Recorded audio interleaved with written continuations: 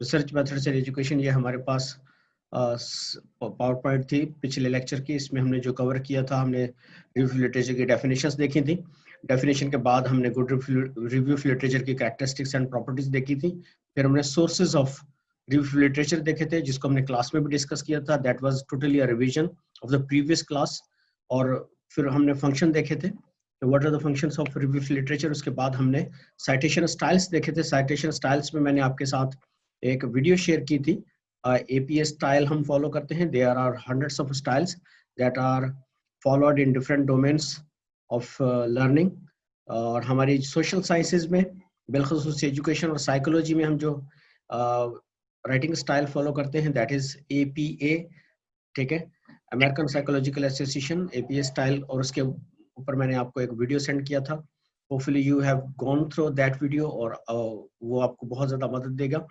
फिर हमने ये बात की थी reporting verbs, when you are writing something, when you are preparing something, how you will write your review of literature. फिर ये जो अगली वाली पावर पॉइंट्स जितनी भी हैं, ये मैंने आपके साथ वैसे भी शेयर कर लिया था इस स्लाइड्स को। इसको आप सिर्फ रीड करेंगे, आप गो थ्रू करेंगे, then you will learn a lot. That is not a very, कोई रॉकेट साइंस नहीं है। सिंपल हाउ टू राइट में बात आ रही है कि आप सेंटेंसेस किस तरह डेवलप करेंगे। बेसिकली ये राइटिंग एक्सरसाइज है that is more concern with English rather than research. तो उसमें उन्होंने ये सारी चीज़ें दी हुई हैं, दैट इज विद यू। और फिर राइटिंग प्रोसेस कैसे होता है, you are very much mature. तो पहले रफ ड्राफ्ट बनता है, फिर हम फाइनल ड्राफ्ट में आते हैं, उसके बाद हम एडिट करते हैं, और फिर एडिट अगेन होता है।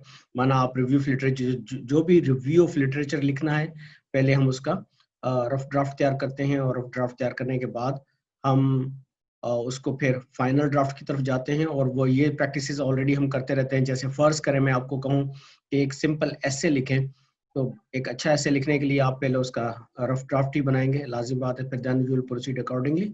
तो वो जो है, वो जो स्टेप्स हैं that are very simple, and वो आप you can do by yourself. अब फिर आगे है, क्लैरिटी होनी चाहिए, फ्लो होना चाहिए, कंप्लीटनेस होनी चाहिए। ये चाहिए वाली जितनी बातें हैं, you already know what is the properties and characteristics of good essay. So basically, review of literature is an essay that is based on evidence of other research studies, supported by your own arguments, or basically and very much connected to your own topic. ये सारी characteristics हैं, pitfalls, आप माना कौन सी खामियां नहीं होनी चाहिए। तो ये सिंपल एक सिर्फ आपकी गो थ्रू के लिए आपका ये कंपोनेंट है। इसमें कोई एज सच कॉम्प्लिकेटेड चीज नहीं है। If there is any complication, you can contact me, you can talk to me in next class. चलिए, sample and sampling, that is related to our unit number 5। Unit number 5 में ये बड़ा important chapter है। और ये हम जब research methodology की बात करते हैं, ये हमारा ये रिसर्च मैथडोलॉजी कौन सा चैप्टर होता है? Anybody would like to tell me? There are 5 chapters in the thesis. First chapter is the introduction, second chapter is review of literature, the third chapter is research methodology. research methodology. Good, very good. तो research methodology में जब हम जाते हैं, तो सबसे पहले हम अपने रिसर्च की टाइप की बात करते हैं, what type of research we have. तो टाइप्स ऑफ रिसर्च में मैंने आपको बताया था वहां पर, और ये हमने क्लासिफिकेशन ऑफ रिसर्च में पढ़ा था, that will be again repetition. तो आप वहां पर बताते हैं कि मेरी रिसर्च की कौन सी टाइप है, आया ये क्वालिटेटिव है, क्वांटिटेटिव है, या मिक्स्ड मेथड में फॉलो कर रहा हूँ, कौन सा मेथड में रिसर्च का। लाइकवाइज मेरी एक्सपेरिमेंटल रिसर्च है, एनालिटिकल है, या मेरी रिसर्च जो है लॉन्गिट्यूडनल क्रॉस सेक्शनल है, या मेरे एक्शन रिसर्च है। तो यहाँ पर आप अपनी रिसर्च का डिजाइन भी बताते हैं, अपनी अप्रोच को भी डिस्कस करते हैं। Chapter number 3, chapter number 3 basically आप याद रखिएगा, remember my words. Chapter number 3 is the recipe of research. जिस तरह खाने की रेसिपी होती है, आपकी जितनी भी रेसिपी है, how you will do, what you will do, how you did that, how did you achieve that research, that all story is written in your chapter number 3, that is methodology। नाम से जाहिर है methodology, ठीक है। और एक बात और भी बता दूं, अक्सर आपके जो इंटरव्यूज होते हैं वहां पर एक सवाल पूछा जाता है, what is the difference between method and methodology. तो जैसे बायोलॉजी होता है, जैसे जोलॉजी होता है, इसी तरह methodology basically it is the study of method. Method जो है वो that is a component of methodology, ठीक है। जब हम रिसर्च मेथड की बात करते हैं वो बेसिकली प्रोसेस की बात हो रही है, मेथड मीन्स प्रोसेस। और जब हम बात कर रहे हैं मेथोडोलॉजी की, methodology is an umbrella term that covers all components of the research. All components में हमारे पास फिर रिसर्च डिजाइन आ जाता है, research approach, research method, population, sample, sampling, research tools, ये सारी चीजें हमारी मेथोडोलॉजी के चैप्टर में आनी होती है। तो जो चैप्टर नंबर 3 है methodology, again I am going to repeat, that is basically recipe of your research. आप जो रिसर्च की, जो आपने कंडक्ट थीसिस लिख रहे हैं, उसकी रेसिपी क्या रही, आपने किस तरह चीज़ों को अचीव किया, वो सारा चीज़ें आप उसमें लिखेंगे। तो आज बात करते हैं हम सैंपल, सैम्पलिंग एंड पॉपुलेशन की।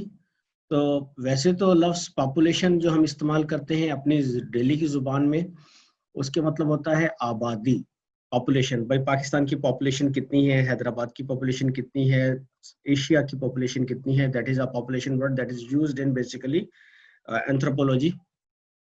और जियोग्राफी में हम जो इस्तेमाल करते हैं वर्ड पॉपुलेशन, और सोशल स्टडीज में पॉपुलेशन इस्तेमाल होता है। बट इन रिसर्च वर्ड जो पॉपुलेशन है इसकी ये मीनिंग नहीं है। पॉपुलेशन से मुराद जब हम रिसर्च में लेते हैं तो उसमें यह होता है कि हमारे पास सेम ट्रेट के हामिल जितने भी अफराद होते हैं वो हमारी पॉपुलेशन कहलाते हैं। दोबारा I am going to repeat, people with same traits that is under study is called our population. Suppose मैं इसकी मिसाल देना पसंद करूंगा। फर्ज करें मेरा जो रिसर्च है वो प्राइमरी स्कूल में पढ़ाने वाली फीमेल टीचर्स के ऊपर है। मेरी रिसर्च प्राइमरी स्कूल में पढ़ाने वाली फीमेल टीचर्स के पर है जो कि हैदराबाद रूरल एरिया में रहती हैं। तो मेरी पॉपुलेशन क्या हुई, मेरी पॉपुलेशन में वो तमाम ख़वातीन शामिल होंगी जो टीचिंग करती हैं और प्राइमरी स्कूल लेवल तक करती हैं और रूरल एरिया हैदराबाद में रहती हैं। मैं मेरी रिसर्च में हैदराबाद अर्बन की फीमेल टीचर्स शामिल नहीं होंगी। मेरी रिसर्च में रूरल एरिया में रहने वाली हाई स्कूल की टीचर्स शामिल नहीं होंगी। That is not my population. मेरी पॉपुलेशन में सिर्फ वो मेरी पॉपुलेशन सिर्फ और सिर्फ महदूद होगी फीमेल टीचर्स रिजाइडिंग और teaching in rural areas in Hyderabad, और वो भी हैदराबाद डिस्ट्रिक्ट तक लिमिट किया है मैंने। मेरे टंडो मोहम्मद खान या मटियारी या हाला या अदर एरियाज में रहने वाली teachers, they will not be part of my study, they are not my population, they are not my part of my population। तो याद रखिएगा population, again I am going to repeat, population में क्या होता है, एक जो ट्रेड्स अंडर स्टडी होते हैं उसके हामिल जितने भी पीपल होते हैं दैट वो हमारी पॉपुलेशन बनाते हैं। और बेशक फर्ज करें हैदराबाद रूरल की पॉपुलेशन भले लाखों में हो, वहां पर लाखों दूसरी खवातीन रह रही हो, we are not concern with that. मेरी एक और रिसर्च स्टडी है, सब फर्ज करें मेरी हैदराबाद पर रिसर्च है, पूरे हैदराबाद पर, उसमें सारे तालुका आ गया, हैदराबाद के रूरल अर्बन सब कुछ आ गया। लेकिन मेरी रिसर्च है डाइवर्स टीचर पर रिसर्च कर रहा हूँ कि जो डाइवर्स टीचर हैं उनके जो डिफिकल्टीज हैं, उनके चैलेंजेस हैं, उन पर रिसर्च है। तो अब एक स्कूल में अगर फर्ज करें एक ही टीचर अगर ऐसी है जो डाइवर्स्ड है, फीमेल टीचर है या मेल टीचर है, अच्छा मैंने जेंडर नहीं यहाँ लिया था, तो डाइवर्स्ड मेल भी हो सकता है, फीमेल भी हो सकता है, तो they both of them can be my part of my population. अब फर्ज करें एक स्कूल है उसमें कोई भी टीचर ऐसा नहीं है, फिर ना मेल ना फीमेल, तो वहां पर मेरी पॉपुलेशन एग्जिस्ट नहीं कर रही। बेशक टीचर सारे मौजूद हैं, फर्ज करें उस स्कूल में 42 टीचर्स हैं, but they are not part of my population, क्योंकि मेरी पॉपुलेशन की जो कैरेक्टरिस्टिक है वो ये है कि उनमें जो सिमिलरिटी होनी चाहिए, वो जो ट्रेड्स हैं जो मैंने सेट किए हैं वो ट्रेड्स में मौजूद होने चाहिए। अच्छा, फिर आगे बात करते हैं हम। हमारे पास जो पॉपुलेशन है, पॉपुलेशन का कॉन्सेप्ट मैंने अभी बताया। अच्छा, पॉपुलेशन जो है वो एक जगह पे जरूरी नहीं रिजाइड करे। फर्ज करें मैं डाइवर्स्ड टीचर्स की डिफिकल्टीज पर रिसर्च कर रहा हूँ, तो पॉपुलेशन मेरी डाइवर्स टीचर है, तो वो डाइवर्स टीचर एक हर फर्ज करें हैदराबाद के एक एरिया में मिलेंगे, चंद एक एरिया में, तो मेरी पॉपुलेशन डिस्पर्स्ड हो सकती है। ठीक है, उसमें जरूरी नहीं एक ही जगह पे वो एक ग्रुप की सूरत में मुझे मिल जाए। तो population, people with the same characteristics which are under study is called our population. ये आपका कॉन्सेप्ट पॉपुलेशन का क्लियर होना चाहिए। पॉपुलेशन के बाद हमारे पास जो अगला कॉन्सेप्ट है जिसको मैं लेना चाहूंगा वो है सैम्पलिंग का। पहले तो population, a set which include all measurements of the interest of the researcher, the collection of all responses, measurements and count that of the interest।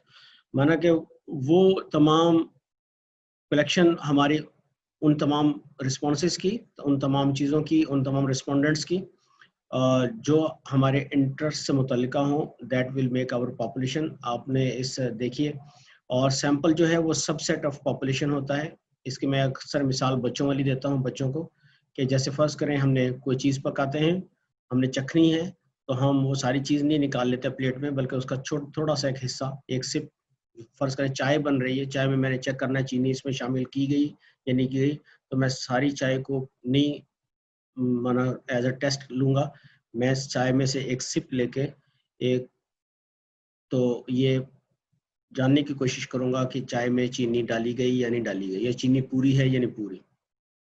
तो जो मैंने सिप लिया या सिप लेने के लिए जो चाय निकाली, दैट इज माय सैंपल। और जो टोटल मेरी चाय है जो बर्तन में, चाहे वो 2 कप है या 20 कप है या 1000 कप है, what ever the quantity is, वो सारी मेरी पॉपुलेशन कहलाएगी। अच्छा, अब चाय वाली मिसाल काइंडली डिस्कस नहीं करनी है, आपने इंटरव्यू में जाके बैठे चाय वाली मिसाल बयान कर रहे हो। मेरे अक्सर स्टूडेंट गलती करते हैं, उनको जितनी भी एजुकेशनल मिसालें देते रहे वो उनको याद नहीं रहती, चाय और बिरयानी और कौरमे की मिसालें याद रह जाती हैं। तो आगे चलते हैं। पॉपुलेशन की फर्ज करें, ये जो आपको अभी नजर आ रहा है एक लार्ज सर्किल, ये वाइट कलर का लार्ज सर्किल, ये हमारे पास, आप इसको जान लीजिए और वक्ती तौर पर फर्ज कर लीजिए हमारी पॉपुलेशन है। तो इस पॉपुलेशन में हमारे पास ये, अब I am going to draw, that is our population basically, ठीक है। और इसमें जो हमारे पास ये हमारे पास कंपोनेंट है, दैट इज आवर सैंपल। तो पॉपुलेशन का जो सबसेट है, सबसेट माना component, what is sample? Sample is a component of a population, it is a subset of population. तो रिमेंबर दीज थिंग्स। ये आइडिया आपको ऑलरेडी क्लियर था, लेकिन फिर भी मैंने इसको डिटेल में बयान करना चाहा, ताकि वो स्टूडेंट जिनकी अंडरस्टैंडिंग नहीं है इसके बारे में, they could develop an a better understanding. तो अब आगे बढ़ते हैं हम। फिर दोबारा वही डेफिनेशंस आ रही है, तो रिपीटेशन ऑफ द थिंग्स है। एनी सेट ऑफ इंडिविजुअल्स और objects having same common observable characteristics, ये बात हो चुकी। The sample is a subset of population which represents the characteristics of population, ठीक है। A sample consist of respondent and subjects. अच्छा, ये रिस्पोंडेंट और सब्जेक्ट का कॉन्सेप्ट मैं आपको समझा दूं, ये बहुत इंपॉर्टेंट कॉन्सेप्ट है। अक्सर ये वाइवाज में, इंटरव्यूज में सवाल पूछा जाता है और अक्सर लोगों को ये नहीं पता होता। बड़े बड़े रिसर्चर को मैंने देखा है, उनको यहाँ पर कंफ्यूजन होती है, what is the difference between respondent and subjects. Subject, अच्छा एक तो सब्जेक्ट होता है बायोलॉजी का, केमिस्ट्री का subject. In research, in the field of research, subject के माने मजमून नहीं होता। जिस तरह हम केमिस्ट्री का मजमून पढ़ते हैं, मजमून माना उर्दू में हम कहते हैं केमिस्ट्री का मजमून, उर्दू का मजमून, सिंधी का मजमून। सब्जेक्ट माने कोई बुक नहीं होती, सब्जेक्ट माने पीपल। सब्जेक्ट सिंपल पीपल जिनके ऊपर हम एक्सपेरिमेंट कर रहे होते हैं, जिनको हम एक एक्सपेरिमेंटल स्टडी में हम शामिल करते हैं। अच्छा, लव्स रिस्पोंडेंट, जो बंदा हमारे सवालों का रिस्पॉन्स देगा रिसर्च में, वो हमारा रिस्पोंडेंट कहलाएगा। फर्क मैं बस समझाने की कोशिश कर रहा हूँ, दोबारा रिपीट करता हूँ। वो बंदा जो हमारे सवालों का जवाब देगा, हमारे सवालात का रिस्पॉन्स देगा, वो हमारा रिस्पोंडेंट कहलाएगा। और वो बंदा जो हमारी स्टडी में किसी एक्सपेरिमेंट का हिस्सा बनेगा, जब हम एक्सपेरिमेंट करते हैं स्टडी में, तो वो हमारा सब्जेक्ट कहलाएगा। रिस्पोंडेंट सिर्फ सवालात का जवाब देता है, वो हमारे किसी एक्सपेरिमेंट का हिस्सा नहीं होता। और जो सब्जेक्ट होता है वो आमतौर पे नहीं, ज़रूरी तौर पर हमारी स्टडी का हिस्सा होता है, और वो किसी एक्सपेरिमेंट में हम उसके ऊपर तजर्बा कर रहे होते हैं। तो सब्जेक्ट आमतौर पे एक्सपेरिमेंटल स्टडी में वर्ड यूज़ करते हैं, और रिस्पोंडेंट्स जो है हमारी आम रिसर्च जो चल रही होती है जिसमें क्वेश्चनर भरवाते हैं। फिर दोबारा रिपीट करता हूँ सिंपल आइडिया के लिए, जब हम क्वेश्चनर के जरिए रिसर्च करें, किसी से क्वेश्चनर ले जाएं, क्वेश्चनर हम भरवाएं या उसके सामने इंटरव्यू किसी का लें, तो वो सारा रिस्पोंडेंट कहलाएंगे सारे हमारे। और जब हम एक्सपेरिमेंटल स्टडी करें, कोई एक्सपेरिमेंट कंडक्ट करें, तो वो हमारी बेसिकली वो हमारे सब्जेक्ट्स कहलाएंगे। लेस कॉस्ट आती है, लेस टाइम लगता है, और हमारे पास मोर एक्यूरेसी आती है अगर हम सैम्पलिंग के थ्रू काम करते हैं। अगर हम सैंपल नहीं लेते, फर्ज कर मेरी स्टडी एक है तो फॉरेन क्वालिफाइड एक रिसर्च टॉपिक बना रहा हूँ, ठीक है। फर्ज करें effectiveness of foreign qualified teachers teaching in different educational institutions इन हैदराबाद। ये मेरी स्टडी है। दोबारा मैं रिपीट करता हूँ, effectiveness of foreign qualified teachers teaching in different educational institutions इन हैदराबाद। अब दो मेरे पास चीजें हैं, एक फॉरेन क्वालिफाइड टीचर्स, वो तमाम टीचर जो बाहर से पढ़ के आए हैं। मैंने यहाँ नहीं कहा कि वो पीएचडी सिर्फ करके आए हैं, वो बीएस भी हो सकता है, एमएस भी हो सकता है। और मेरी दूसरा इसमें क्राइटेरिया है कि डिफरेंट इंस्टीट्यूशंस ऑफ डिफरेंट में प्राइमरी स्कूल भी हो सकते हैं, हाई स्कूल, कॉलेज, यूनिवर्सिटीज सारे हो सकते हैं। तो मेरी रिसर्च बड़ी ब्रॉड है ये वाली। तो अब मैं अगर सारे टीचर्स सारे इंस्टीट्यूशन को एक्सप्लोर करने जाऊंगा, it will take a lot of time, lot of cost. तो मेरा टाइम और कॉस्ट को बचाने के लिए फिर मैं क्या करूंगा, मैं सैंपल लूंगा, मैं सिलेक्टेड स्कूल्स, सिलेक्टेड यूनिवर्सिटीज और सिलेक्टेड कॉलेजेस में जाऊंगा, वहां पर मौजूद फॉरेन क्वालिफाइड फैकल्टी मेंबर्स से मिलूंगा और उनसे डेटा कलेक्ट होगा, और इस तरह मेरी रिसर्च हो जाएगी मुकम्मल। तो इसमें ये हुआ, एक तो हमारे पास लेस कॉस्ट आई, दूसरा लेस टाइम लगा, और फिर मोर एक्यूरेसी इस तरह आई कि जब अब थोड़े लोगों से डेटा कलेक्ट करते हैं तो हमारा डेटा ज़्यादा बेहतर आता है, बजाय कि हम बहुत ज़्यादा डेटा लें जो कि मैनेजेबल ना हो। तो और दूसरा ये है कि हम एक वजह और भी होती है सैम्पलिंग की, पॉपुलेशन जब बड़ी होती है, हम सारी पॉपुलेशन को स्टडी नहीं कर पाते, तो हम फिर सैम्पलिंग की तरफ जाते हैं, क्योंकि सारी पॉपुलेशन बड़ी होने की वजह से it is impossible to study the whole population, then we go for sampling. तो अगर हमारा पॉपुलेशन छोटी है, फर्ज करें मेरी स्टडी का टाइटल है कि difficulties faced by B.Ed students of 1.5 enrolled in faculty of education in 2020 या 2019। तो अब मेरे पास जो टोटल स्टूडेंट्स हैं B.Ed 1.5 के enrolled and 20 in faculty of education, सिर्फ only in university of Sindh के सिर्फ फैकल्टी ऑफ एजुकेशन का स्टूडेंट है, दैट इज इन स्टूडेंट्स की तादाद जो है 70 के करीब है। तो अब सिर्फ 70 स्टूडेंट से डेटा लेना है, तो मेरी पॉपुलेशन इतनी बड़ी नहीं है। Now I will not go for sampling. अब मैं सैम्पलिंग की तरफ नहीं जाऊंगा, ठीक है। अब मैं सैम्पलिंग नहीं करूंगा। अब मेरा जो होगा वो मैं जाऊंगा पॉपुलेशन पूरी की पूरी लूंगा। अच्छा, ऐसी स्टडी आगे आएगा ये बात, ऐसी स्टडी जिसमें हम पूरी की पूरी पॉपुलेशन उठा लेते हैं सैंपल के तौर पर, सारी पॉपुलेशन को स्टडी कर लेते हैं। B.Ed 1.5 के 70 स्टूडेंट्स को और मैं स्टडी करूंगा, that is called census sampling. Census, वही CENSUS, सेंसस सैम्पलिंग, जिसे हम मर्दमशुमारी भी कहते हैं, ठीक है। सेंसस सैम्पलिंग कहलाती है जब हम सारी की सारी पॉपुलेशन को स्टडी करते हैं। ये सब। अच्छा, रिसर्च के बारे में बता दूं, आपको शायद पता हो, वो स्टूडेंट जो डिफरेंट कमीशन एग्जामिनेशन में अपीयर हो चुके हैं, चाहे वो लेक्चरर कमीशन हो या वो डिफरेंट कमीशन हो, तो याद रखिएगा ये जो रिसर्च का जो सब्जेक्ट है, RME का सब्जेक्ट, इसमें से सवालात बहुत ज़्यादा आते हैं। 25% आपका पेपर पक्का इस मेरे सब्जेक्ट में से बनेगा। और ना सिर्फ इसमें, बल्कि आपको जब GRE या NTS का कोई टेस्ट देते हैं फर्दर स्टडीज़ के लिए या बाहर जाने के लिए, तो भी आप RME के सब्जेक्ट में से गुजरना ज़रूर पड़ता है, क्योंकि ये एडवांस लेवल का सब्जेक्ट है। और अभी मैंने बताया आपको census sampling. Census sampling is a type of sampling when we select whole population as sample, that is called census sampling. अच्छा, यहाँ तक कोई अगर कोई सवाल आप लोगों ने पूछना हो, कोई आपका क्वेश्चन हो, please you may ask, I am waiting for your questions.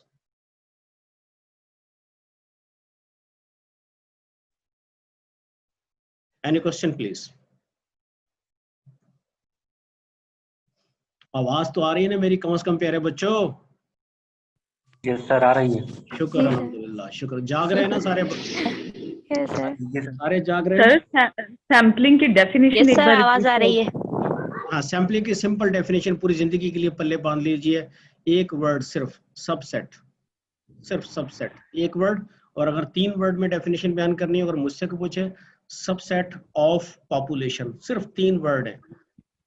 Subset of 3 word सिर्फ याद रखें पूरी जिंदगी के लिए। किसी भी जगह पे बैठे हो, किसी भी जगह पे इंटरव्यू चल रहा हो, कुछ भी हो, तो 3 वर्ड बोलें, आपकी डेफिनेशन मुकम्मल है, कंफ्यूज होने की जरूरत नहीं। सबसेट ऑफ पॉपुलेशन, बस 3 वर्ड। Thank you sir. अच्छा आगे चलें अगर इजाजत हो सारे सर, जी जी सर, जी जी सर पॉपुलेशन मीन हमारी ट्रेड्स के हामिल, पीपल विद हाँ। Under trades. बिल्कुल। Yes sir. तो सर ये कंप्लीट सेंटेंस से ही पॉपुलेशन विद मींस इसमें डेफिनेशन हमारी मैंने दी हुई है, वैसे पीछे आप इसी स्लाइड में जाएंगे ना, you will get definition from there.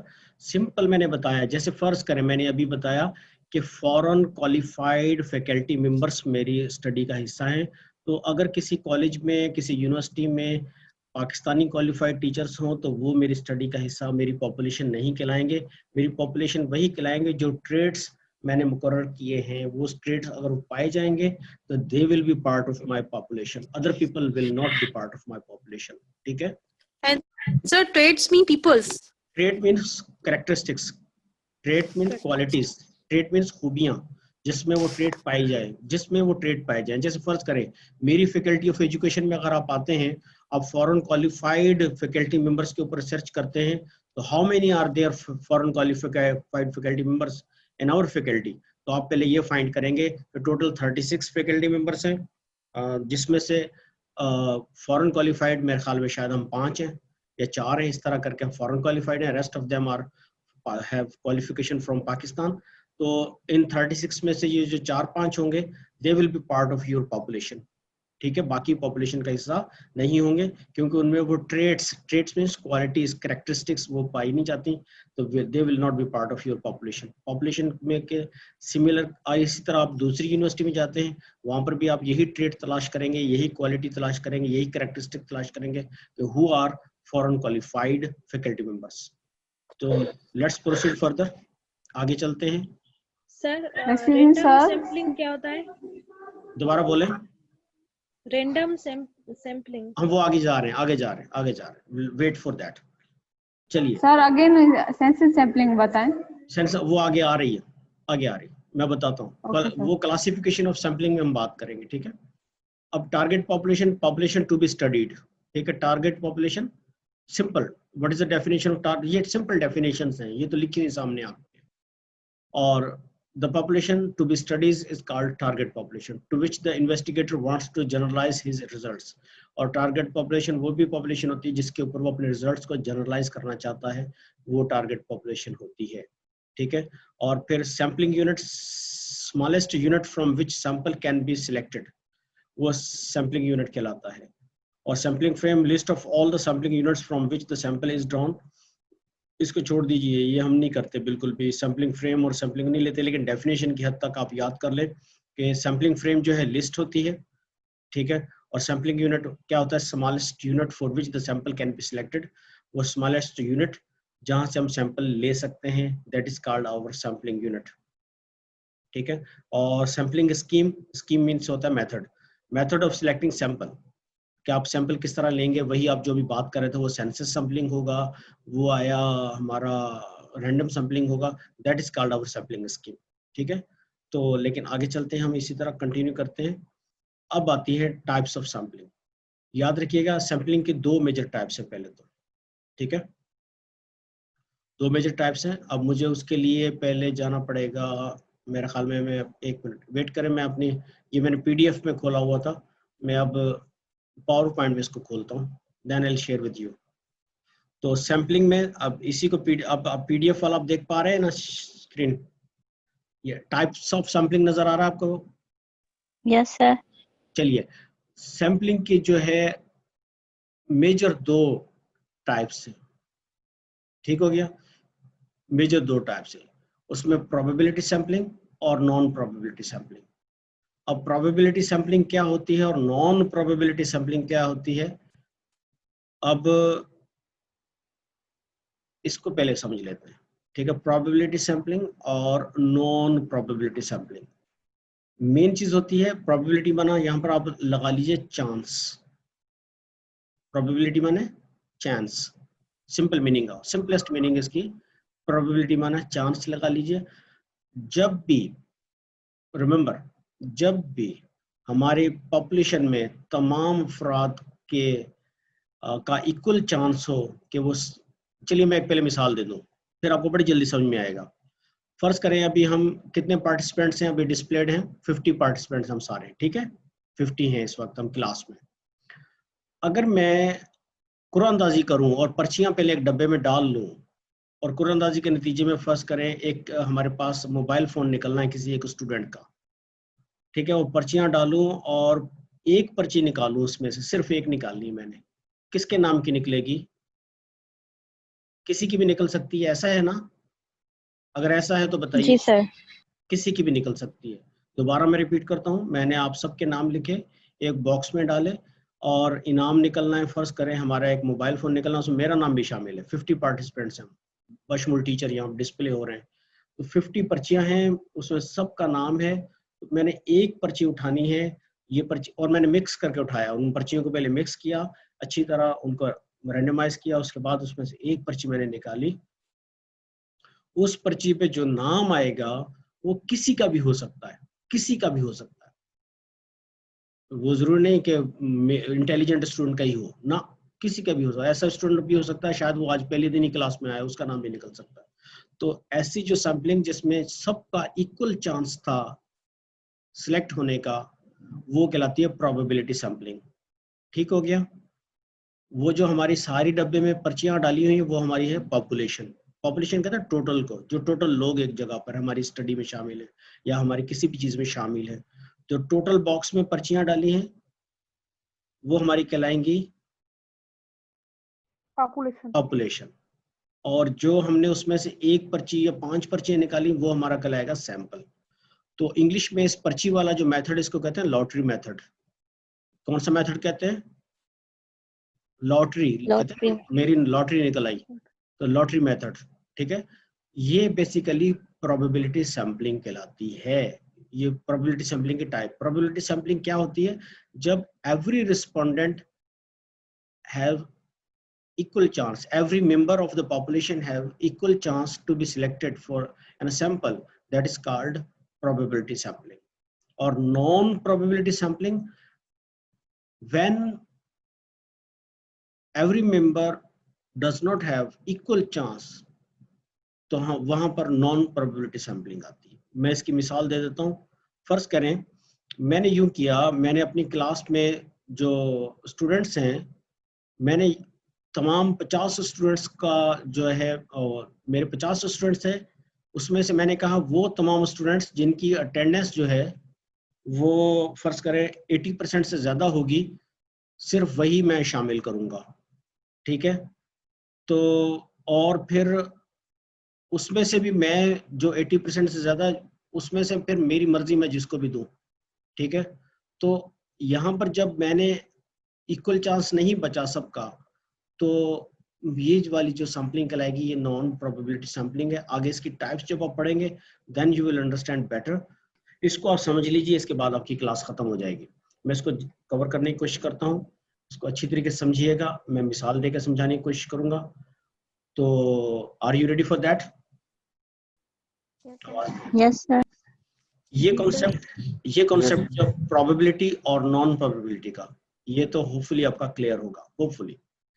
फिर हमारे पास प्रोबेबिलिटी सैम्पलिंग में काफ़ी सारी टाइप्स हैं, लेकिन हम जो टाइप्स यहाँ पर पढ़ेंगे उनकी में simple random sampling, stratified random sampling, cluster random sampling और सिस्टमेटिक रैंडम सैम्पलिंग, ये हम 4 टाइप्स यहाँ पर पढ़ेंगे, ठीक है।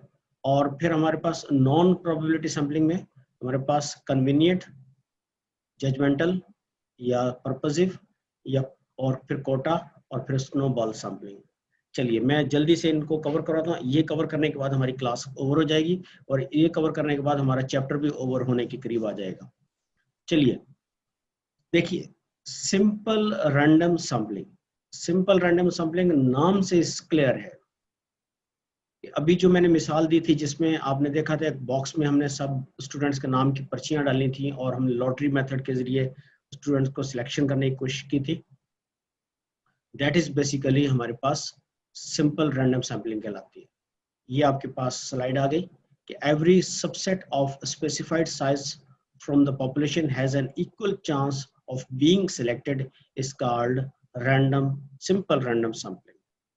क्लियर है ना?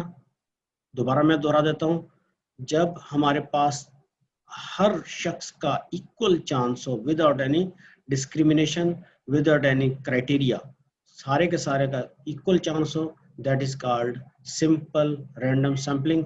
इसकी मिसाल जो मैंने आपको भी दी थी लॉटरी मेथड वाली, जिस तरह ये आप देख रहे हैं तस्वीर में भी, एक ये हैट में पर्चियां डाल रहा है, उसमें से एक पर्ची निकाल रहा है तो, या दो पर्चियां निकाल रहा है, तो जब सबका इक्वल चांस हो that is called simple random sampling. और ये जो लॉटरी मेथड है इसकी बेहतरीन और सादा तरीन मिसाल है सिंपल रैंडम सैम्पलिंग। इसके बाद आता है हमारे पास, चलिए ये भी सिंपल रैंडम सैम्पलिंग की मिसाल थी कि ये हमारे पास स्टूडेंट के नाम थे जिनकी हमने पर्चियां डाली और उसमें से हमने जो है 4 स्टूडेंट्स की पर्चियां निकाली और 4 जो निकले वो आपके सामने हैं। ठीक है, ये just for the sake of explanation है और कुछ नहीं है, कि ये कुछ भी कोई भी नाम निकल सकते थे। अच्छा, रैंडम सैम्पलिंग हम कंप्यूटर के जरिए भी करते हैं, उसके लिए सॉफ्टवेयर भी होते हैं, उसमें हम नाम डाल देते हैं, वो नाम लॉटरी मेथड के अलावा कंप्यूटर के जरिए भी आप ऐसी एप्लीकेशन भी, एंड्रॉयड फोन में भी ऐसी एप्लीकेशन डाउनलोड अप कर सकते हैं जिसके जरिए आप रैंडम सैंपल निकाल सकते हैं। फर्ज करें जो बचपन में हम निकालते थे, हम पर्चियां डाल के नाम निकालते, जिसके नाम की पर्ची निकला है, तो यही नाम अगर आप कोई ऐप डाउनलोड कर लें या ऑनलाइन ऐसे सॉफ्टवेयर हैं, वेबसाइट्स हैं जहां पर आप अपने नाम डालेंगे और उनको बटन दबाएंगे, वो आपको सिंपल रैंडम सैंपल निकाल के दे देगा। ठीक हो गया, ये हम कंप्यूटर के जरिए भी कर सकते हैं और सिंपल लॉटरी मेथड के जरिए भी कर सकते हैं। कहता कब हम करते हैं लॉटरी मेथड, हम कब इस्तेमाल करते हैं, ये that is very much important. कहता है कब, जब हमारे पास पॉपुलेशन जो है वो स्मॉल हो और होमोजीनस हो, माना पॉपुलेशन में कोई ज्यादा वेरिएशन ना हो, पॉपुलेशन में लोग एक जैसे हों, चीजें एक जैसी हों, तो हम जैसे अभी मैंने B.Ed 1.5 कहा, ठीक है, तो अगर B.Ed 1.5 का फैकल्टी ऑफ एजुकेशन में पढ़ने वाले स्टूडेंट जो सर अमजद के पास पढ़ते हैं, उन्हीं के नाम अगर हमने लेने हैं और उन्हीं के दरमियान अगर एक मोबाइल फ़ोन हमने देना है किसी को गिफ्ट के तौर पे, तो वो उसमें हम इस्तेमाल कर सकते हैं सिंपल रैंडम सैम्पलिंग। लेकिन अगर यही हमारे पास 10 क्लासें हों, ठीक है, दूसरी क्लासें बैठी, किसी में 70 स्टूडेंट हैं, किसी में 15 स्टूडेंट हैं, किसी में 5 हैं, किसी में 100 हैं, तो आप देखिए मुख्तलिफ क्लासेस में स्टूडेंट की तादाद कम और ज़्यादा हो रही है, तो सबका इक्वल चांस नहीं रहा। फर्ज करें ये बंद करें माइक पे बच्चा, B.Ed 1.5 में फर्ज करें हमारे पास 70 स्टूडेंट हैं और एक और क्लास है हमारे पास, वहाँ पर हमारे पास स्टूडेंट जो हैं वो बिल्कुल 5 स्टूडेंट हैं, तो लाजिम बात है जिस क्लास में 5 है और जिस क्लास में 70 है तो चांस इक्वल नहीं रहा, हम सिंपल रैंडम सैम्पलिंग वहाँ पर अप्लाई नहीं कर सकते। हम फिर कोई और टाइप की सैम्पलिंग लगाएंगे, वो अब आगे जाके हम पढ़ते हैं। तो क्योंकि हमारी पॉपुलेशन होमोजीनस नहीं रही, पॉपुलेशन माना पीपल अंडर स्टडी, तो पीपल अंडर स्टडी एक क्लास में 5 है और एक क्लास में 70 है, लाजिम बात है जिस क्लास में 5 है उनका चांस कम है, जिस क्लास में 70 है उस क्लास में से किसी का चांस ज़्यादा बढ़ गया है, तो हम फिर सिंपल रैंडम सैम्पलिंग अप्लाई नहीं कर सकते because our population is no more homogeneous। लेकिन अगर हमारी 2 क्लासें हैं, इस क्लास में भी 70 स्टूडेंट है, इस क्लास में भी 70 स्टूडेंट है, स्टूडेंट की तादाद बराबर है, सबका इक्वल चांस है, then we can go for simple random sampling। आगे चलते हैं हम इसी की तरतीब में कि हमने देखा। अच्छा, क्लासिफिकेशन अभी आपने देख ली, नाम याद रखिएगा, अभी दोबारा मैं उसी तरह जा रहा हूँ आपको वो चार्ट दिखाने के लिए। Simple random sampling, stratified random sampling, cluster random sampling और सिस्टमेटिक रैंडम सैम्पलिंग, ये हमारे टाइप्स हैं, इसी को हम ले रहे हैं, इसी को हम पढ़ने की और अंडरस्टैंड करने की कोशिश कर रहे हैं। सर जी जी, जहाँ पे कम स्टूडेंट्स है उनके चांस कम क्यों है? लाजिम बात है, देख लीजिए, अब फर्ज करें अभी हमारे पास B.Ed 1.5 में हमारे पास 70 स्टूडेंट हैं, दूसरी तरफ मेरे पास M.Ed में 10 स्टूडेंट हैं फैकल्टी ऑफ एजुकेशन में, ठीक है। अब अगर मैं निकालूं पर्ची और 70 स्टूडेंट का में से ज़्यादा आपकी क्लास का चांस है कि आपका क्लास का निकलेगा इनाम, या 10 बच्चों का चांस है, तो लाजिम बात है 70 पर्चियां इनकी हैं, 10 पर्चियां उनकी हैं, ठीक है। तो ज्यादा चांस आप लोगों की क्लास का बन जाएगा, क्योंकि आप लोगों की क्लास की स्ट्रेंथ ज्यादा है। फर्ज करें एक और क्लास है जिसमें 300 स्टूडेंट्स हैं और आपकी क्लास के 70 स्टूडेंट हैं, तो और दूसरी क्लास के 10 स्टूडेंट हैं। अब 10 वालों का चांस और कम हो गया, आपके 70 स्टूडेंट है, आपका चांस भी कम हो गया। जिनके 300 स्टूडेंट है उनके नामों की पर्चियां हर तरफ बिखरी होंगी। अगर रैंडमली आंखें बंद करके भी उठाएं तो ज्यादा चांस होगा कि जो 300 वाले हैं उनका निकलेगा। ये तो सिंपल है, करके देखिएगा फिर मुझे बताइएगा ऐसा होता या नहीं होता। तो ऐसा है, ये हकीकत है। अलग जस्ट मैं नहीं, समझी अलग से 5 लोगों का करना था, तभी मैंने एक ही डब्बे में सारी डाल देनी है, 301, 70 1 और 10 1। तो आप लोगों का चांस भी कम हो जाएगा अगर दूसरी क्लास बड़ी आ गई तो फिर आगे चलते हैं हम stratified random sampling. Stratified random sampling जिसमें हमारे पास स्ट्रेटा बनते हैं। Strata means layers, groups. तो स्ट्रेटिफाइड रैंडम सैंपलिंग ये हम एजुकेशन में इस्तेमाल करते हैं। मैं इसको आपके लिए, the population is divided into 2 और more groups, that is called strata. ठीक हो गया, ग्रुप्स बना लेते हैं। जैसे फर्ज करें, चलिए हमारी क्लास में 2 स्ट्रेटा बन सकते हैं जेंडर की बुनियाद पे, मेल एंड फीमेल। चूंकि हमारी क्लास में फीमेल ज्यादा है और मेल कम है, फर्ज करें हमने 2 इनामात निकालने हैं। चलिए एक सिंपल आपको बताता हूँ, 2 इनामात हमने निकालने हैं और हमारे पास 2 इनाम हैं। अगर हमारे पास मेल स्टूडेंट हैं 15 और फीमेल स्टूडेंट है हमारे पास तकरीबन 50+। तो अगर मैं सारी पर्चियां लड़कों के और लड़कियों के नामों की एक ही बॉक्स में डाल के मिक्स करके उठाऊं तो हो सकता है दोनों ही नाम लड़कियों के निकल आए। ज्यादा चांस है कि दोनों लड़कियों के निकलेंगे, क्योंकि लड़कियों की तादाद ज्यादा है, उनकी पर्चियां ज्यादा हैं। जब आंखें बंद करके हम पर्चियां उठाएंगे तो भी उनका चांस ज्यादा है। तो मैं क्यों ना ऐसा कर लूं कि 2 बॉक्स बना लूं, एक में लड़कियों के एक में लड़कों के डाल लूं, ठीक है, और फिर उठाऊं, फिर मेरे पास स्ट्रेटा बन जाएंगे। स्ट्रेटा मीन्स ग्रुप बन जाएंगे। ये एक सिंपल एग्जांपल मैंने दी है। अब इसको मैं रैंडम इसमें लेकर आता हूँ, एजुकेशन में लेकर आता हूँ। फर्स्ट कर हमने डेटा लेना है। डेटा ये लेना है कि B.Ed 1.5 के स्टूडेंट्स को किन डिफिकल्टीज का सामना है, और हमने उसके रैंडम सैम्पलिंग में हमने सिर्फ 10 स्टूडेंट से डेटा लेना है, क्योंकि हमने पॉपुलेशन में से सैंपल निकालना है। अब मैं 10 स्टूडेंट का सैंपल अगर पर्चियां एक डब्बे में डालूं या सारे नाम स्टूडेंट्स का कंप्यूटर में फीड करूं और फिर कंप्यूटर को कहूं मुझे निकाल के दे, हो सकता है 10 के 10 नाम जो हैं वो लड़कियों के निकल आए। अगर 10 ना निकले तो हो सकता है लड़कियों का 9 लड़कियों के निकले, सिर्फ 1 लड़कों का निकला है। जबकि आप क्लास में देखें हमारे पास तकरीबन 20% बच्चे लड़के हैं और 80% लड़कियां हैं तकरीबन। तो मेरा जो सैंपल में निकलना चाहिए, जो रेशो होनी चाहिए वो भी इतनी ही होनी चाहिए कि लड़के अगर ज्यादा कम हैं तो लड़कों की, मेरे सैंपल में लड़के भी कम ही शामिल होने चाहिए, और लड़कियां अगर ज्यादा हैं तो सैंपल में लड़कियां ज्यादा होनी चाहिए। तो मैं क्या करूंगा, मैं स्ट्रेटा बना लूंगा जेंडर की बुनियाद पे। जेंडर की बुनियाद पे स्ट्रेटा मीन्स ग्रुप्स। फिर उनको मैं उन स्ट्रेटा में से मैं सैंपल लूंगा। मुझे उम्मीद है आपको मेरी बात समझ में आ रही होगी। इसकी मैं मिसाल और भी दे देता हूँ। चलिए मैं यूं करता हूँ, क्योंकि मैं अपनी सैम्पलिंग को रिप्रेजेंटेटिव माना बिल्कुल वो मेरे उसकी आईनादारी करे, मेरी पॉपुलेशन की आईनादारी करे, वो रिप्रेजेंटेटिव सैम्पलिंग कहलाती है। माने जैसी पॉपुलेशन हो वैसा ही सैंपल हो।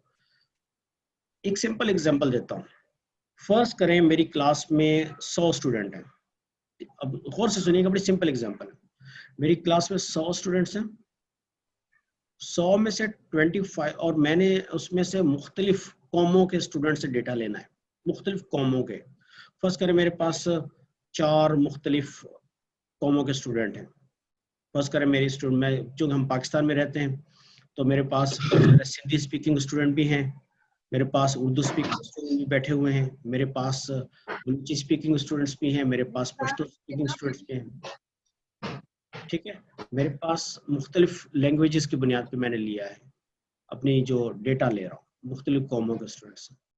अब 100 स्टूडेंट्स हैं। अब अगर मेरे पास सिंधी स्टूडेंट अगर माशाल्लाह ज़्यादा हैं तो जब मैं डेटा ड्रा करूंगा तो मेरे पास सैंपल में उनकी रेशियो ज़्यादा आनी चाहिए। और इसी तरह अगर मेरे पास सिर्फ 5 स्टूडेंट ऐसे हैं जो बलोची स्पीकिंग है, जो घर पे बलोची ज़ुबान बोलते हैं, अब अगर तो मैंने सिंपल रैंडम सैम्पलिंग ली तो बहुत कम चांस है कि उन 5 में से किसी एक का नाम भी मेरे पास आए। मैं क्या करूंगा, मैं स्ट्रेटा बना लूंगा। स्ट्रेटा माने अलग अलग ग्रुप बना लूंगा, बलोची स्टूडेंट के अलग ग्रुप, उनका अलग, उनमें से फिर सैंपल निकालूंगा ताकि उन सब की रिप्रेजेंटेशन आ जाए, तो वो स्ट्रेटिफाइड रैंडम सैम्पलिंग कहलाएगी। तो इसमें आप देखिए डेफिनेशन को दोबारा पढ़ता हूँ। The population is divided into 2 और more groups called strata according to some criteria. उस पर हम कोई ना कोई क्राइटेरिया लगा के स्ट्रेटा बनाएंगे, सच एज वो जियोग्राफिक क्राइटेरिया भी हो सकता है, उनका ग्रेड लेवल माना क्लासेस के हवाले से भी क्राइटेरिया हो सकता है, उनकी एज के हवाले से, उनकी इनकम के हवाले से, उनके जेंडर के हवाले से, उनकी लैंग्वेज के हवाले से, तो वो किसी भी हवाले से होता है। फिर उसमें से हम सब सैंपल्स निकालेंगे, ये बड़ी इंपॉर्टेंट चीज़ है, ठीक है, और वो हम फिर रैंडमली सिलेक्ट करेंगे, ये इंपॉर्टेंट चीज़ है। तो from each strata, her strata में से हम अलग अलग सैंपल्स निकालेंगे। जिस तरह मैंने अभी मिसाल दी थी, 2 मिसालें दी मैंने। एक में मैंने कहा था कि हम लड़कियों और लड़कों के 2 ग्रुप बना लेंगे। लड़के चूँकि कम है, इनका चांस कम है, लेकिन अगर हम कहें हमने टोटल 10 स्टूडेंट निकालने हैं, 8 पर्चियाँ निकालनी हमने लड़कियों के बॉक्स में से और 2 निकाल ली हमने लड़कों के बॉक्स में से, तो 8 और 2 माना 80% लड़कियां आ गई और 20% बॉयज आ गए। इस तरह हम स्ट्रेटिफाइड रैंडम सैम्पलिंग में हमारे सैंपल में बिल्कुल सही रेशियो आ गई। क्योंकि हमारी क्लास में 20% स्टूडेंट थे, हमारे सैंपल में भी 20% आए। हमारी क्लास में चूंकि 80% गर्ल्स थी, तो हमारे सैंपल में भी 80% गर्ल्स आई। तो स्ट्रेटिफाइड रैंडम सैम्पलिंग उस वक्त करते हैं जब हमारा जो सैंपल है, जो हमारी पॉपुलेशन है, वो होमोजीनस नहीं होती। उस वक्त हम ऑप्ट करते हैं स्ट्रेटिफाइड रैंडम सैम्पलिंग, उसमें हम ग्रुप बना के आगे चलते हैं।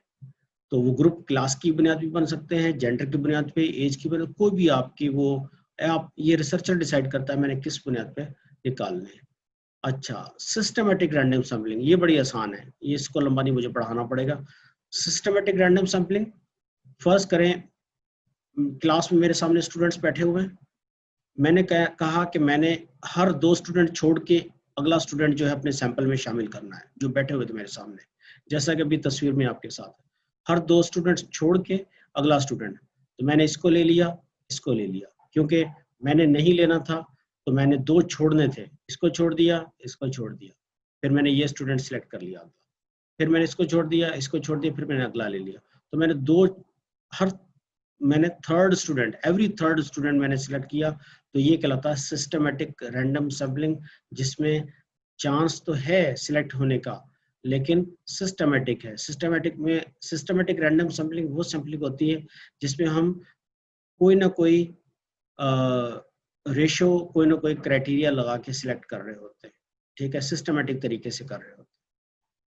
ये सिंपल क्लियर हो जानी चाहिए। और ये सिस्टमेटिक रैंडम सैम्पलिंग जब मुख्तलिफ ऑर्गेनाइजेशंस भी रिसर्च करती हैं, वो भी इसी तरह करती। किसी मोहल्ले में गए, वहाँ पर जाकर उन्होंने कहा कि हमने हर 5वां घर जो है अपनी स्टडी में शामिल करना है, तो पहले 4 घर छोड़े, 5वें घर को ले लिया, फिर 4 घर छोड़े, फिर 5वें, हर 5वां घर लेते गए। इस तरह उन्होंने डेटा कलेक्ट करते गए, इस तरह करके उनकी सिस्टमेटिक रैंडम सैम्पलिंग के जरिए वो डेटा कलेक्ट कर रहे होते हैं। फिर आगे हमारे पास है, ये भी सिस्टमेटिक की है, इसको आप देख लीजिएगा। अच्छा, इन्होंने क्राइटेरिया कौन सा लगाया हुआ है, कोई मुझे बताएगा? ये सिस्टमेटिक रैंडम सैम्पलिंग है, इन्होंने 3 सिलेक्ट किए हैं 48 स्टूडेंट्स में से, कौन सा क्राइटेरिया लगा हुआ है? किसी को समझ में आया? देखो कौन जी, 8 नंबर आए, 8 नंबर किसमें आए? नहीं, 8 तो 38 में भी आ रहा है, 8 18 में भी आ रहा है। ये देखिए 18 में भी 8 आया, फिर हमारे पास 38 में भी 8 आया। ये क्यों नहीं लिए इन्होंने? ये नहीं है, इन्होंने कोई और क्राइटेरिया लगाया हुआ है। जल्दी बताए, कौन बताएगा? मैं देखो कौन मेरे क्लास का डिफरेंस रखा है। कितना सर 8 का और 9 का डिफरेंस रखा है सर। नहीं 8 9 का नहीं सर, है, 20 हर सर 7 20 नंबर के प्लस बाद का भी रखा है। डिफरेंस रखा है। हर 20 का नंबर रखा, सर 20 20 प्लस का रखा है। 20 प्लस है, हर 20 छोड़ के 21वां लिया है इन्होंने, 20 छोड़ के 21वां। पहले Yes, इन्होंने sir. 8 लिए, फिर इन्होंने 20 छोड़े 28, फिर 20 उसमें लगाया 48, फिर अगला कौन सा नंबर आएगा, अगर अगले पेज पे जाऊं किताब इस पे, 48 के बाद 48 के बाद 68। 68। वेरी गुड, शाबाश, पता चल गया। ये सिस्टमेटिक रैंडम सैंपलिंग की मिसाल थी आपके सामने, जिसमें उन्होंने 20 को उन्होंने लेके आगे चलाया है। ठीक हो गया, आगे चलते हैं। सिस्टमेटिक रैंडम सैंपलिंग के एडवांटेजेस और डिसएडवांटेजेस भी हैं, लेकिन इसको देख लीजिएगा, इसमें थोड़ी सी फायदे भी हैं और इसमें नुकसान भी हैं। क्लस्टर सैंपलिंग, क्लस्टर माना होता है गुच्छा, क्लस्टर माना होता है ग्रुप, एक ही जगह पे। Cluster sampling, cluster sampling a group of sampling units close to each other, ठीक है, crowding together in same area और नेबरहुड। मैं इसकी बड़ी सिंपल एग्जांपल दे देता हूँ। मैं कहता हूँ मेरी रिसर्च है, गौर से सुनिएगा, मैं क्लस्टर सैंपलिंग की मिसाल दे रहा हूँ। मेरी रिसर्च है कि BEd 1.5 में जो स्टूडेंट एनरोल्ड हैं पूरे हैदराबाद के मुख्तलिफ कॉलेजेस और मुख्तलिफ इंस्टीट्यूशन में, या पूरे सिंध के, चलिए मैं पूरा सिंध ले लेता हूँ, उसमें कराची भी आ गया, हैदराबाद भी आ गया, और फिर हमारे पास सारे इंटीरियर के शहर भी आ गए। तो BEd 1.5 में जो स्टूडेंट एनरोल्ड हैं उनको क्या डिफिकल्टीज हैं इस वक्त ऑनलाइन क्लासेस लेने में। तो मैं क्लस्टर सैंपलिंग, अगर रैंडम सैंपलिंग करूंगा तो सारे स्टूडेंट जितने भी हैं, कराची के सारे BEd 1.5 के, हैदराबाद के BEd 1.5, नवाबशाह और जहाँ जहाँ यूनिवर्सिटीज़ और इदारे चलते हैं BEd 1.5 करवा रहे हैं, मैं सबका डेटा लूँगा। रेगुलर क्लासेस की बात कर रहा हूँ, ठीक है, मैं अल्लामा इकबाल और वर्चुअल यूनिवर्सिटी की बात नहीं कर रहा। तो उनको ऑनलाइन क्लासेस में क्या डिफ़िकल्टीज आ रही हैं, तो रैंडम सैंपलिंग लूँगा तो सारे के सारे स्टूडेंट्स के नाम मुझे चाहिए होंगे, मैं उन सब के नाम मेरे पास हों, फिर उनको मैं कंप्यूटर में फीड करूं, फिर कंप्यूटर को कहूं इसमें से 100 का सैंपल निकाल दें या 200 का निकाल दें, वो मुझे निकाल के दे देगा। वो बहुत डिफिकल्ट काम।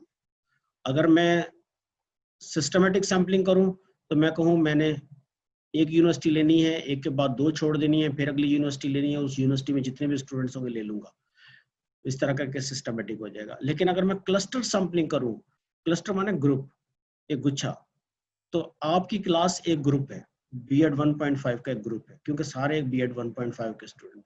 तो बजाय स्टूडेंट, अगर फर्ज करो उसने 200 स्टूडेंट्स लेने टोटल अपनी स्टडी के लिए, तो 70 का क्लस्टर जो है पूरे का पूरा आपका उठा लिया, आपसे डेटा ले लिया। इस तरह वो किसी शाह लतीफ़ यूनिवर्सिटी में गए, उन्होंने 40 वहाँ से ले लिए, और इस तरह वो किसी और इदारे में गए, फर्ज करें हमारे पास मीरपुर में एलिमेंट्री कॉलेजेस हैं भैया, वहां पर उन्होंने पूरी क्लास उठा ली, पूरा क्लस्टर उठा लिया। जब हम पूरा क्लस्टर, पूरा गुच्छा, पूरा ग्रुप ही स्टडी के लिए सिलेक्ट कर लेते हैं, बजाय के 10 student faculty of education Sindh university के लिए, 10 नवाबशाह से लिए, 10 एलिमेंट्री कॉलेज बदीन से लिए, 10 एलिमेंट्री कॉलेज ठट्टा से, 10 ये, इस तरह करने के बजाय उसने एक पूरा ग्रुप ही ले लिया। जब हम पूरा ग्रुप, पूरा क्लस्टर अपनी स्टडी में शामिल कर लेते हैं तो वो हमारे पास क्लस्टर सैंपलिंग कहलाती है। तो ये आप क्यों करते हैं हम, फिर दोबारा इसकी एडवांटेजेस डिसएडवांटेजेस आपके सामने होंगे, और इसमें भी देखें जब हम क्लस्टर सैंपलिंग करते हैं उसके अपने एडवांटेजेस और डिसएडवांटेजेस हैं।